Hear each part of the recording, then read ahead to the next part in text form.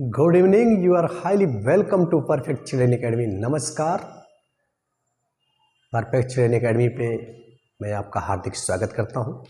साथियों, पिछले लेक्चर में हम लोगों ने देखा था कि न्यूक्लियस क्या है और न्यूक्लियस के अंदर किस तरह से हमारे न्यूक्लियोलस क्रोमेटिन थ्रेड पाए गए। आज उसी को हम आगे बढ़ाएंगे।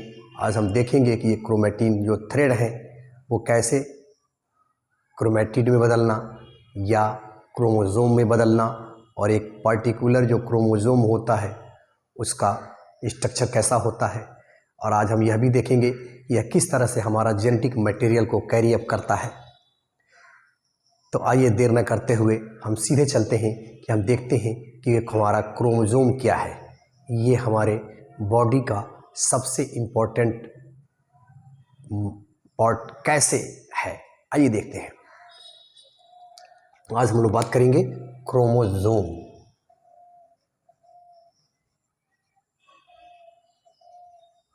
देखिए, पिछले लेक्चर में हम लोगों ने बात किया था कि जो हमारा न्यूक्लियस होता है, इसके पहले हम लोगों ने बातें की थी कि न्यूक्लियर पोर होता है, ये डबल मेम्ब्रेन बाउंड स्ट्रक्चर होता है, न्यूक्लियस होता है। इसमें हमने देखा था कि थ्रेड लाइक स्ट्रक्चर होते हैं। इसी थ्रेड लाइक स्ट्रक्चर को हम लोगों ने क्रोमैटिन कहा था। अब हम देखें कि यह क्रोमैटिन, पिछले लेक्चर में हम लोगों ने बात किया था कि क्रोमैटिन जो है ये डीएनए, और हम जानते हैं कि डीएनए से आरएनए बनता है, आरएनए और प्लस प्रोटीन होता है इसमें। और ये प्रोटीन जो है हिस्टोन ये हिस्टोन को हम पैकेजिंग प्रोटीन के नाम से भी जानते हैं, और प्लस हमारा जो है नॉन हिस्टोन प्रोटीन भी होता है। तो इस तरह से हमें देखते हैं कि क्रोमैटिन में जो है DNA, RNA, protein, DNA, RNA, histone और प्लस नॉन हिस्टोन प्रोटीन पाए जाते हैं। और डीएनए को ये हमारा जो हिस्टोन प्रोटीन है इसको पैकेजिंग प्रोटीन के नाम से भी जानते हैं। तो ये क्रोमैटिन जो है, नाम किसने दिया, टर्म किसने दिया, आइए इसको देखते हैं। देखिए, फ्लेमिंग नाम के साइंटिस्ट ने, याद रखिएगा, फ्लेमिंग नाम के साइंटिस्ट ने ये क्रोमैटिन नाम का क्रोमैटिन टर्म दिया था। और जो ये क्रोमैटिन है, ये क्यों क्रोमैटिन कहा जाता है, क्रोमा इज इक्वल टू होता है कलर। तो ये देखते हैं कि यह स्टेन ले लेता है। हम जानते हैं कि ये जो क्रोमैटिन जो फाइबर है, जो थ्रेड है, जो हम पिछले लेक्चर में हम लोगों ने बात किया था कि जो हमारी सेल डिवीज़न है, सेल डिवीज़न जब तैयार होती है कोशिका, तो ये हमारा एम फेज होता है और ये इंटरफेज होता है। इसी इंटरफेज के अंदर ये जो पाए जाते हैं हमारे क्रोमैटिन जो थ्रेड हैं, क्रोमैटिन जो फाइबर है। ये क्रोमैटिन फाइबर या क्रोमैटिन है क्या, अगर एक्चुअली में हम देखें, it is a mixture of DNA plus protein which have capacity to convert into chromosome. यानी यह क्या है, डीएनए और प्रोटीन का एक मिश्रण होता है जिसके अंदर यह क्षमता होती है कि क्रोमोसोम में बदल जाता है। अभी हम लोग देखते हैं कि ये क्रोमोसोम में कैसे बदलता है। जनरली हम देखते हैं कि जब इंटरफेज में होता है, यानी सेल डिवीज़न के लिए तैयारी अभी कर रही होती है, तो उस पूरे स्टेज में जो है ये क्रोमैटिन फाइबर या थ्रेड के रूप में होता है। लेकिन जैसे ही ये मियासिस या माइटोटिक फेज में पहुँचता है, यानी मियासिस माइटोटिक जो भी होता है, यानी डिवीज़न फेज में जब पहुँचता है, तो यही क्रोमैटिन जो है थ्रेड कंडेंस हो जाते हैं और कंडेंस होकर के क्रोमोसोम में बदल जाते हैं। अभी इसको हम लोग देखते हैं।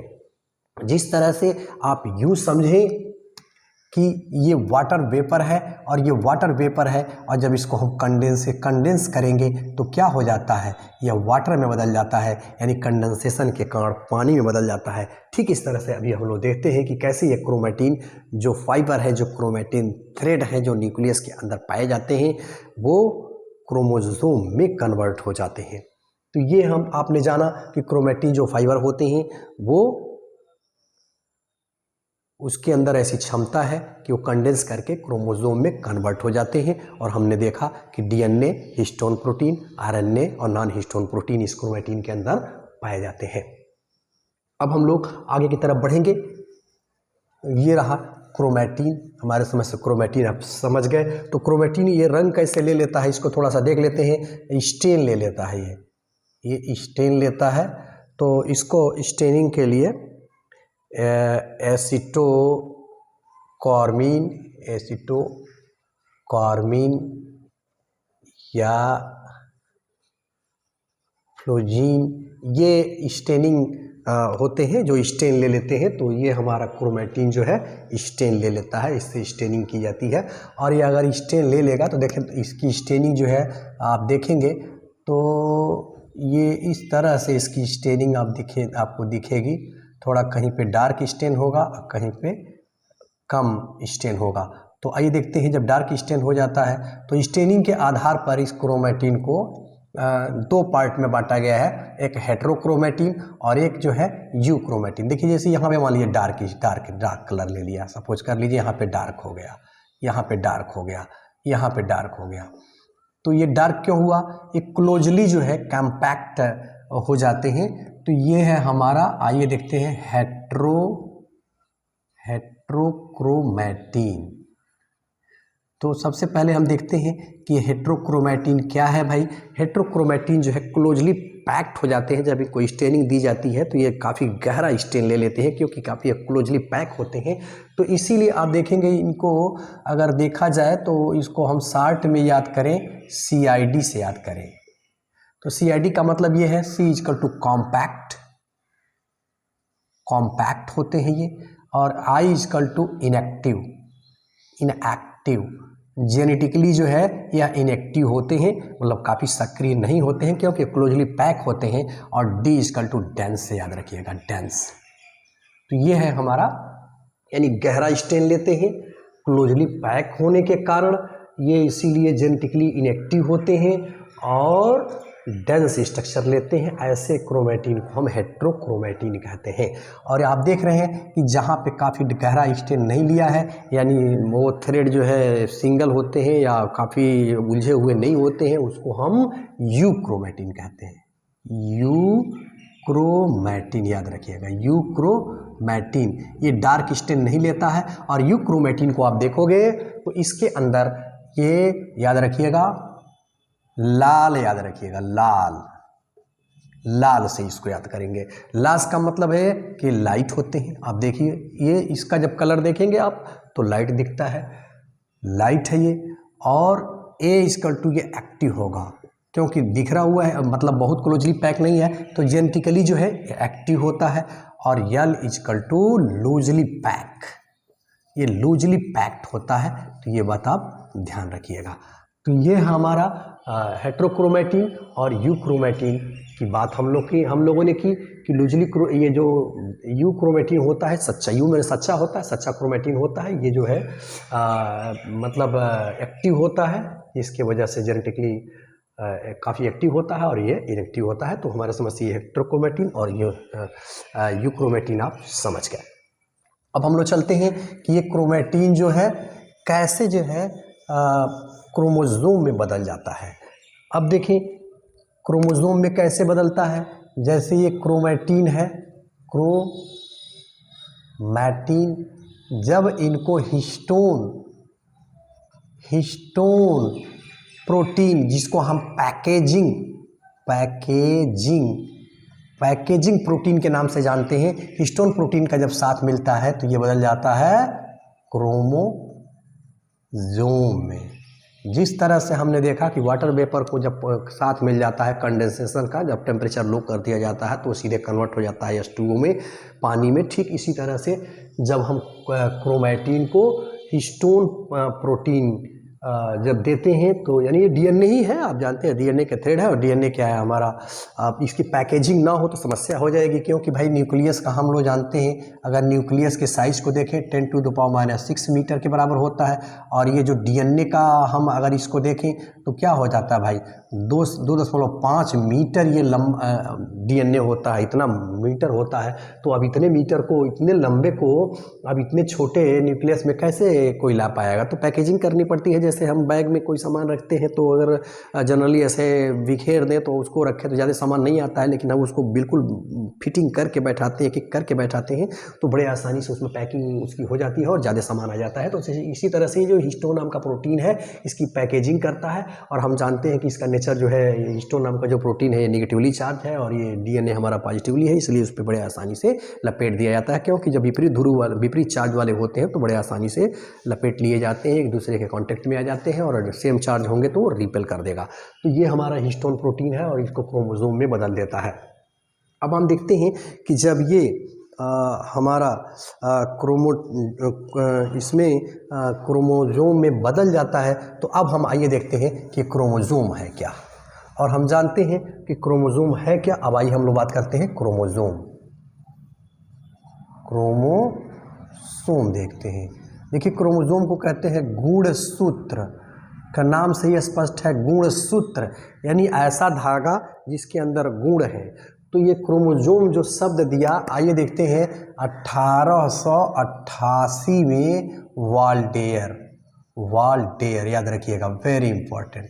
वाल्डेयर नाम के साइंटिस्ट ने कहा कि ये जो क्रोमैटिन जो थ्रेड है जब कंडेंस हो जा रहे हैं हिस्टोन प्रोटीन का साथ उनको मिल जा रहा है, तो कंडेंसेशन से जब बन रहे हैं तो इसको हम क्रोमोसोम कहते हैं। तो क्रोमोसोम इनको कहा वाल्डेयर साहब ने। और सटन एंड बावेरी याद रखिएगा, सटन एंड बावेरी वेरी इंपॉर्टेंट।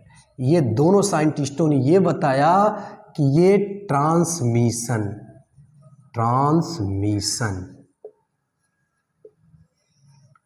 यानी कहा कि क्रोमोसोम जो है ट्रांसमिशन में महत्वपूर्ण रोल प्ले करते हैं।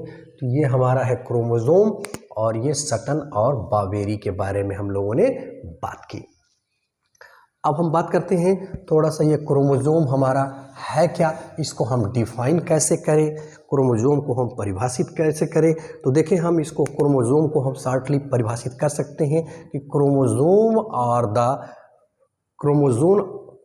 Are the vehicle that carries DNA wrapped around by histone protein. हम ये कह सकते हैं कि क्रोमोसोम ऐसी गाड़ी है, ऐसी व्हीकल है, ऐसी कार है जो हिस्टोन प्रोटीन पर लपेटे हुए डीएनए को एक जगह से दूसरी जगह ले जा सकती है।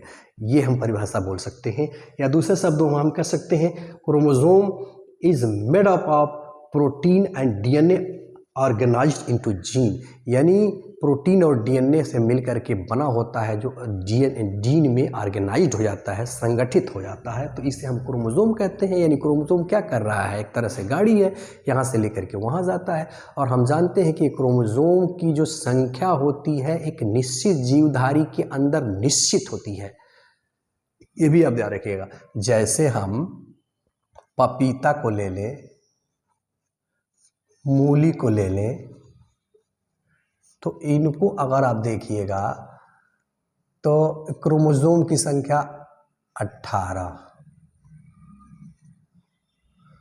और इसी तरह से मनुष्य में देखिएगा तो आप मतलब मैन के केस में आप देखेंगे क्या होता है 46। तो आप देखते हैं कि कोई भी जो जीवधारी होता है उसके शरीर के अंदर क्रोमोसोम की संख्या निश्चित होती है। तो ये बातें आपको ध्यान में रखना है। तो ये है हमारा क्रोमोसोम। अब हम लोग आगे की तरफ बढ़ते हैं, नेक्स्ट टर्म देखते हैं कि ये क्रोमोसोम तो हमने देख लिया। अब ये देखते हैं कि क्रोमोसोम जो है किस तरह से हमारा इसके जो देखने का जो अंदाज है, यानी किस तरह से दिखता है, आइए इसको देखते हैं। तो थोड़ी सी बातें यहाँ पे क्रोमोसोम और क्रोमैटिड में थोड़ा सा अंतर भी हम लोग कर लेते हैं। आप जानते हो कि ये क्रोमैटिड जो क्रोमैटिन होते हैं ये पूरे कोशिका चक्र के अंदर आपको दिखाई देंगे, और जब क्रोमोसोम हम देखेंगे तो वो सेल डिवीज़न का जब फेज आ जाता है तब दिखाई देगा। और अगर हम क्रोमैटिन थ्रेड को देखना चाहें तो काफ़ी माइन्यूट होते हैं, काफ़ी छोटे होते हैं, आप जानते ही हो। तो इसको हम इलेक्ट्रॉन माइक्रोस्कोप के माध्यम से देखेंगे। और हम क्रोमोसोम जब जानते हैं तो वो क्या है, लाइट माइक्रोस्कोप के माध्यम से भी आप देख सकते हैं। और आप देखेंगे कि जो क्रोमैटिन होते हैं वो अनपेयर्ड होते हैं, क्रोमोसोम जो है पेयर्ड हो जाते हैं। तो ये सारी बातें आप थोड़ा सा ध्यान रखिएगा। अब हम थोड़ी सी बातें ये भी करेंगे कि जो ये हमारा क्रोमोसोम है, ये हमारा है क्रोमोसोम सपोज कर लीजिए। तो जहाँ पे ये जुड़ा हुआ है इसको हम कहते हैं सेंट्रोमियर, सेंट्रोमियर कहते हैं, ठीक है। और यहाँ जो इसका अंत केंद्र अंत में जो होता है इसको हम कहते हैं टीलोमियर, याद रखिएगा। तो सेंट्रोमियर वो प्लेस है जहाँ पे और ये जो है आर्म है, इसकी क्या है, आर्म है, ये भुजाएं हैं, यानी इसको हम पी आर्म कहते हैं, ये भी याद रखिएगा। और ये वाला इसको कहते हैं क्यू आर्म। तो ये ऊपर वाली आर्म थोड़ी छोटी होती है, नीचे वाली आर्म थोड़ी बड़ी होती है, क्योंकि पी के बाद क्यू आता है। तो सेंट्रोमियर है और ये हमारा है आर्म। अब हम इस एक क्रोमोजोम को देखते हैं कि यही क्रोमोजोम जो है, यही क्रोमोजोम एक ये है, क्या है, मोनाड है। क्या है, मोनाड। और इसमें सिंगल एक ही क्रोमेटिड है, एक क्रोमोजोम है। अब यही क्रोमोजोम जब रिप्लिकेट करेगा, सपोज कर लीजिए कि इसके अंदर रिप्लिकेशन हो गया, मतलब यहाँ देखिए सेंट्रोमियर एक ही है, तो ये रिप्लिकेशन हो गया। ये रिप्लिकेशन जब हो गया तो ये हमारा हो गया, ये डायाड हो गया, डायाड। इसको हम डायाड कहेंगे, ये बात भी है, डायाड याद रखिएगा, डायाड, डायाड इसको कहते हैं। और इसमें आप देखोगे कि ये जो है एक ही क्रोमोजोम है, ये क्रोमोजोम जो है एक ही है, क्रोमोजोम एक ही है, लेकिन अब इसके अंदर ये जो है क्रोमैटिड कहलाते हैं। अब हम लोग थोड़ा सा देख लेते हैं कि ये क्रोमैटिड है क्या। आइए देखते हैं, क्रोमैटिड के बारे में देख लेते हैं भाई। तो अभी हम लोगों ने क्रोमैटिन देखा, क्रोमोजोम देखा, अब हम देखते हैं क्रोमैटिड। क्रोमैटिड, अब देखिए ये क्रोमैटिड है क्या, क्योंकि अक्सर विद्यार्थी कंफ्यूजन में रहता है कि क्रोमोजोम क्या है, क्रोमैटिन क्या है, क्रोमैटिड क्या है। तो ये क्या देख रहे हैं आप, 1/2 of a duplicated क्रोमोजोम, बस इसको हम यही कहेंगे कि ये 1/2 ऑफ ए डुप्लीकेटेड क्रोमोजोम है। ये देखिए ये क्रोमोजोम हमारे एक था और इसका डुप्लीकेशन जब हुआ, रिप्लिकेशन जब हुआ, हम जानते हैं कि एस फेज में रिप्लिकेशन होता है। तो एस फेज में जब रिप्लिकेशन हुआ है तो ये एक और देखिए इसी का साथी बन गया है और एक ही सेंट्रोमियर से लगा हुआ है, तो वही इसी को हम क्रोमैटिड कहेंगे। अब ये जो हमारा है ये क्या है, क्रोमैटिड है, क्रोमैटिड हो गया भाई। यह भी हमारा क्या हो गया, क्रोमैटिड हो गया। और ये हमारा क्या है, टोटली क्रोमोजोम है, क्रोमोजोम। तो हमारे समझ से क्रोमैटिड और क्रोमोजोम आप समझ गए। अब एक क्रोमोजोम का एक स्ट्रक्चर यहाँ हमने ड्रा किया है, इसे आप देखिए, ये हमारा क्रोमोजोम है और एक अलग अलग भुजाएं हैं, इसको हम क्रोमैटिड कहते हैं। और आप जानते हैं कि इसके अंत में देखिए टीलोमियर लगा हुआ है, यह टीलोमियर काफ़ी महत्वपूर्ण होता है। अगर इसमें डिस्टर्बेंस होता है तो इसी की वजह से हम देखते हैं कि ज़्यादा उम्र के लोग भी होते हैं फिर भी वो कम दिखाई देते हैं, या कम उम्र के लोग हैं तो ज़्यादा उम्र के दिखाई देते हैं। तो शॉर्टेनिंग ऑफ क्रोमोजोम में ये महत्वपूर्ण रोल प्ले करता है, टीलोमियर को आप याद रखिएगा। अब देखिए ये जब हम टीलोमियर देख रहे हैं तो इसके ये जो सेंट्रोमियर है, इसी सेंट्रोमियर से सटा हुआ कुछ ऐसे डिस्क लाइक स्ट्रक्चर होते हैं जिसको हम काइनेटोकोर कहते हैं। और इसी काइनेटोकोर से जो है स्पिंडल फाइबर, जो सेंट्रियोल के स्पिंडल फाइबर होते हैं, इसी काइनेटोकोर से आकर के मिल जाते हैं। और यही जब मेटाफेज स्टेज में काफ़ी लेटा रहता है और एनाफेज स्टेज में ये अलग कर दिए जाते हैं। तो ये आप देख रहे हैं, ये जो क्रोमैटिड है दोनों, इनको हम कहेंगे सिस्टर क्रोमैटिड, सिस्टर क्रोमैटिड, इन्हें हम कहते हैं सिस्टर क्रोमैटिड। तो ये सिस्टर क्रोमैटिड है, इन्हें आप याद रखिएगा। नॉन सिस्टर क्रोमैटिड भी होते हैं जब वो दूसरे सेंट्रोमियर, जैसे यहाँ पे सेंट्रोमियर है, अब थोड़ा सा हम यहाँ पे नॉन सिस्टर क्रोमैटिड भी देख लेते हैं। तो आपने देखा कि ये जो हाफ स्ट्रक्चर है इस क्रोमोजोम का, एक हाफ स्ट्रक्चर ही क्या है, क्रोमैटिड है।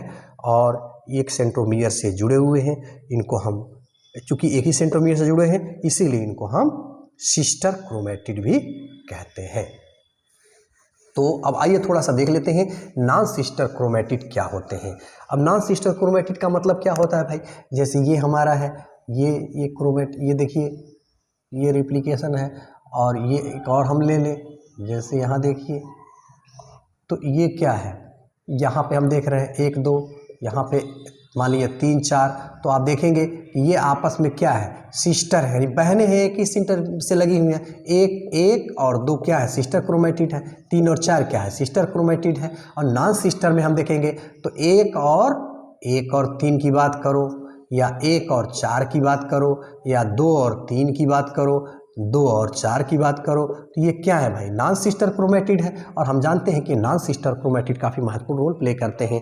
जब हम मियासिस पढ़ते हैं उसमें देखते हैं ड्यूरिंग क्रॉसिंग ओवर, ये इनके आपस में इनकी क्रॉसिंग ओवर होती है, और जिसकी वजह से जेनेटिक जो कैरेक्टर है वो एक दूसरे से ट्रांसमिट मतलब चेंज किए जाते हैं। तो ये है हमारा सिस्टर क्रोमेटिड और नॉन सिस्टर क्रोमेटिड के बारे में हमने बातें की। तो हमारे समझ से क्रोमेटिड और नॉन क्रोमेटिड और सिस्टर क्रोमेटिड, ये सारी बातें आप समझ गए। अब हम लोगों ने देखा सेंट्रोमियर जो है हमारा, सेंट्रोमियर काफ़ी महत्वपूर्ण रोल प्ले करता है। अब इस सेंट्रोमियर को थोड़ा सा हम देखते हैं कि सेंट्रोमियर की बुनियाद पर किस तरह से ये हमारा जो क्रोमोसोम है वो दिखाई देता है। इसका नाम दिया गया है जैसे मेटासेंट्रिक, सब मेटासेंट्रिक, एक्रोसेंट्रिक और टीलोसेंट्रिक। आइए थोड़ा सा हम इसे देखते हैं। तो देखिए ये मेटासेंट्रिक, सब मेटासेंट्रिक और टीलोसेंट्रिक क्या होता है, आइए थोड़ा इसको ही समझते हैं। आप एक बात याद रखिएगा, इसको होमोलागस क्रोमोसोम भी कहते हैं। जैसे ये मान लीजिए ये है क्रोमोसोम, यहाँ से इसका साथी है और इसका एक पेयर है, इसका साथी है। तो अगर एक है तो ये आपस में जुड़ जाते हैं, तो इसको होमोलागस क्रोमोसोम भी कहते हैं। और आप जानते हैं कि ये जो इस एक साथ नहीं होते हैं उसको हम होमोलागस नहीं कहते हैं। इस बात को भी थोड़ा सा ध्यान में रखिएगा। अब हम चलते हैं सेंट्रोमियर के आधार पर, ये काफ़ी महत्वपूर्ण है, क्वेश्चन पूछा जाता है।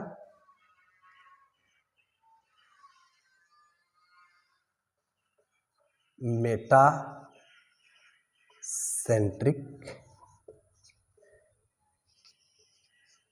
सब मेटासेंट्रिक,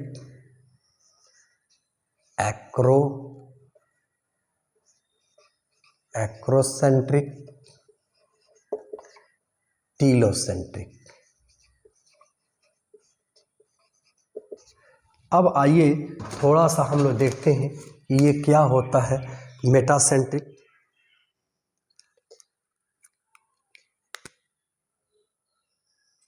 आइए देखते हैं।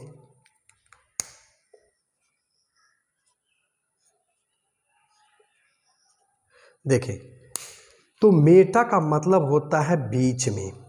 जब हम लोग देखते हैं कि जो सेंट्रियोल है जिससे वह जुड़ा हुआ है, जैसे ये मान लीजिए हमारा सेंट्रियोल है और ये हमारी आर्म्स हैं, एक पी आर्म्स है और क्यू आर्म्स है, एकदम बीच में जुड़ा हुआ है, तो इसको हम मेटासेंट्रिक कहते हैं। और जब इस मेटासेंट्रिक को आप ऐसे खींचोगे तो क्या हो जाएगा भाई, ऐसे देखिए इधर आप खींच लें तो इसकी आकृति कैसे दिखेगी, ये देखिए इस तरह से, यानी वी शेप होता है। ये भी याद रखिएगा कि मेटासेंट्रिक हमारा कैसा होता है, वी शेप होता है। और देखिए सब मेटासेंट्रिक, यही जो है सेंटर, यही जो है सेंट्रोमियर जो है थोड़ा और ऊपर बढ़ जाएगा, ये नीचे वाली आर्म थोड़ी और बड़ी हो जाएगी। तो जब इसको आप खींचेंगे, आप इसको खींच के देखिए तो क्या हो जाएगा, ये यल जैसा दिखेगा। ये बात याद रखिएगा, सब मेटासेंट्रिक हमारा क्या हो जाएगा, यल जैसा दिखेगा। अब हम चलते हैं एक्रोसेंट्रिक। अब यही सेंट्रोमियर थोड़ा और ऊपर बढ़ जाता है, ये छोटी सी आर्म हो जाती है। तो इसको जब आप देखेंगे तो ये जो है जब इसको खींचेंगे तो ये जे शेप हो जाता है, इसे याद रखिएगा, जे शेप हो जाएगा। और लास्ट में हमारा है टीलोसेंट्रिक, बिल्कुल अंत में पहुंच जाता है, तो इसको हम कहते हैं टीलोसेंट्रिक। तो ये टीलोसेंट्रिक जो है आप देख रहे हैं कि एक तरह से टेल है, यानी आई जैसा दिख रहा है, तो ये हमारा आई जैसा दिखता है। तो ये बात याद रखिएगा, मेटासेंट्रिक, सब मेटासेंट्रिक, टीलोसेंट्रिक और एक्रोसेंट्रिक, ये सब जो है सेंट्रोमियर के आधार पर इनका बंटवारा हुआ है। तो ये सब चीज़ें ध्यान रखिएगा। अब हम लोग थोड़ी सी बातें करेंगे, इसके मॉर्फोलॉजी पे चलते हैं। आइए देखते हैं कि मॉर्फोलॉजी ऑफ एक क्रोमोसोम क्या होता है। इस चीज़ को देखिए, यहाँ पर हमने एक फिगर ड्रा किया है। ये हमारा इसकी जो आउटर बॉडी आप देख रहे हो, इसको हम कहते हैं पेलिकल। ठीक है, ये हमारा आउटर बॉडी क्या है, पेलिकल है। और इस पेलिकल को, इसमें आप देख रहे हैं कि ये सीढ़ी जैसी जो संरचनाएं दिखाई दे रही हैं, इस सीढ़ी जैसी संरचना को हम कहते हैं क्रोमानिमाटा। क्या कहेंगे, क्रोमानिमाटा। इसको हम कहेंगे क्रोमानिमाटा। याद रखिएगा, क्रोमानिमाटा।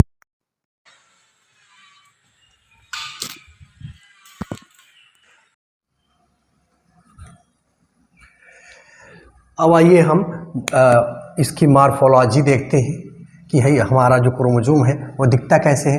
देखिए, जो इस तरह की संरचना बाहर आप देख रहे हैं, इसको हम कहते हैं पेलिकल। ठीक है, ये पेलिकल एक क्रोमोसोम की संरचना है। और ये जो अंदर आप देख रहे हैं, इसको हम कहेंगे मैट्रिक्स।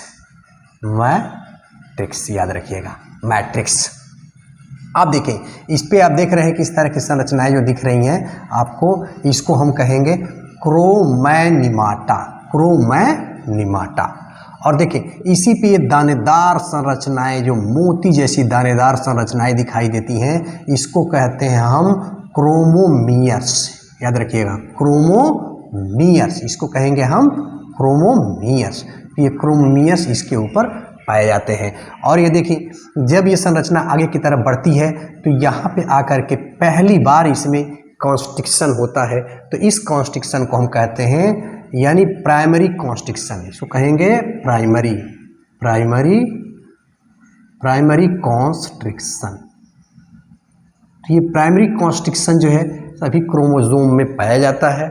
और यहाँ पे आप देख रहे हैं कि एक गोलाकार संरचना दिखाई दे रही है, जिसको हम सेंट्रोमियर कहते हैं। इसी सेंट्रोमियर से आप जानते हैं क्रोमोसोम के आर्म्स जुड़े रहते हैं। तो अब हम लोग ये प्राइमरी कॉन्स्ट्रिक्शन देख लिए, सेंट्रोमियर देख लिए, क्रोमोमियर्स देख लिए, क्रोमैनिमाटा देख लिए। अब हम देखते हैं कि यही जब आगे की तरफ बढ़ता है तो इसी में आप देखेंगे किसी क्रोमोसोम के अंदर, कोई ज़रूरी नहीं है कि सभी क्रोमोसोम के अंदर, एक अलग से भी ये संरचना आप देखेंगे। तो इसको हम कहते हैं, जैसे यहाँ देखें, ये हमारा क्रोमैनिमाटा है और ये हम इस पे देखिए क्रोमोमियर्स लगे हुए हैं। यहाँ पे एक सेकेंडरी कॉन्स्ट्रिक्शन भी पाया जाता है, इसको हम कहते हैं सेकेंडरी कॉन्स्ट्रिक्शन। और इसी सेकेंडरी कॉन्स्ट्रिक्शन से एक अलग संरचना भी जुड़ी रहती है। इसको आप देखिए, ये सभी क्रोमोसोम में नहीं होती है। ऐसा नहीं है कि ये सभी क्रोमोसोम में होती है, ये कुछ ही क्रोमोसोम में होती है। इसको हम, जो ये टीलोमियर के बारे में तो मैंने बात बताया ही आपको, इसको कहते हैं सेकेंडरी कंस्ट्रिक्शन। और सेकेंडरी कंस्ट्रिक्शन से जो चीज़ जुड़ी रहती है, इसको हम कहते हैं सैटेलाइट। तो ये सैटेलाइट डीएनए है, ये काफ़ी महत्वपूर्ण रोल प्ले करते हैं। सैटेलाइट क्रोमोसोम है। और ह्यूमन बीइंग के केस में आप देखेंगे कि ह्यूमन में अगर देखें आप, तो सैटेलाइट क्रोमोसोम जो है हमारा 13, 14, 15, 21 और 22, ये ऐसे क्रोमोसोम हैं जिस पे सैटेलाइट, ह्यूमन बीइंग के केस में, यानी 5 पेयर ऐसे क्रोमोसोम हैं जो सैटेलाइट क्रोमोसोम कहलाते हैं। तो ये रहा मॉर्फोलॉजी ऑफ एक क्रोमोसोम। अब हम लोग देखते हैं कि ये क्रोमोसोम जो है, हम सेंट्रियोल के आधार पर हमने देखा कि ये क्रोमोसोम जो है किस तरह से 4 भागों में, मेटासेंट्रिक, सब मेटासेंट्रिक, एक्रोसेंट्रिक और टीलोसेंट्रिक में बांटा गया। अब हम लोग देखते हैं, थोड़ा सा इसको और आगे बढ़ाते हैं क्रोमोसोम को, तो देखते हैं कि ये 2 तरह के होते हैं, ऑटोसोम और सेक्स क्रोमोसोम। Sex chromosome. तो आइए देखते हैं कि ऑटोसोम क्या होते हैं। ऑटोसोम का मतलब होता है कि ये सोमैटिक सेल में पाए जाते हैं, यानी सेम होते हैं। जैसे मेल है तो 1 से लेकर के, जैसे ये है XX और ये 22 जोड़ी तक। जैसे फीमेल है हमारी, सपोज कर लीजिए ये फीमेल है, तो इसके अंदर 22 पेयर तक सेम हो, एक ही जैसा है। और अगर मेल है तो उसमें भी XSI से लेकर के 22 पेयर तक जो है ये सेम होते हैं, जिसको हम ऑटोसोम कहते हैं। लेकिन जैसे ही हम 23वें जोड़े में जाते हैं, क्योंकि मनुष्य में 23 पेयर होते हैं, एक पेयर माता से एक पेयर पिता से आता है, तो 23 पेयर होते हैं, 23 दूना 46 क्रोमोसोम होते हैं। और ये जो फीमेल होती है इसमें XX ही रहते हैं, लेकिन मेल में जो है XY हो जाता है। तो इसमें आप देखेंगे कि ये सेक्स क्रोमोसोम, ये 23वां जोड़ी जो क्रोमोसोम होता है, यही जो है हमारा सेक्स क्रोमोसोम होता है। यानी इसी से सेक्स के डिटर्मिनेशन में महत्वपूर्ण रोल प्ले होता है। यानी XX अगर है तो वो हमारा फीमेल बेबी होगा, और XY का मिलन होगा तो वो मेल बेबी होगा।